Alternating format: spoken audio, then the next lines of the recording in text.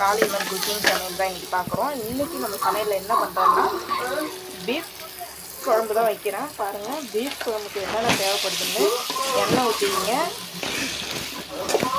ஒரு 3 ஸ்பூன் எண்ணெய் ஊற்றி கடுகு போட்டுக்கோங்க, சோம்பு போட்டுக்கோங்க, பட்டை, கிராம்பு, லவங்கம் அதை அப்படியே போட்டுக்கோங்க.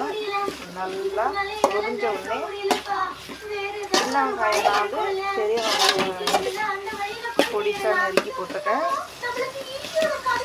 நல்லா வதங்கி வந்தோடனே தக்காளி, எனக்கு டேஸ்ட்டு ஏற்ற போல் தக்காளி ஒரு 4 தக்காளி ஆட் பண்ணியிருக்கேன்.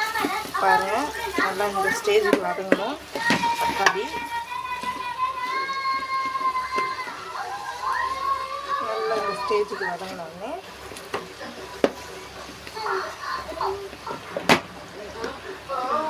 உங்களுக்கு தெரியும் தக்காளி நல்லா வதங்கிருக்கு அப்படின்னு. அப்போ நல்லா வதங்கினோடனே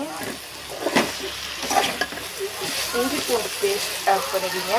லைட்டாக நறுக்கி வச்சு பொடி ஆட் பண்ணிக்கிங்க.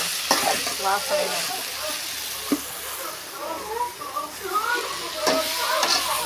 புதினா ஆட் பண்ணால் தான் இன்னும் நல்லா டேஸ்ட்டாக இருக்கும், வாசனையாக இருக்கும்.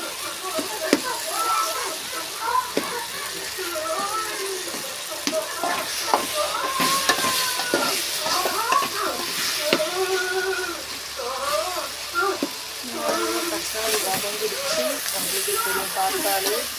நல்லா தக்காளி வதங்கினோடனே சிம்மில் வச்சுட்டு இஞ்சி பூண்டு பேஸ்ட்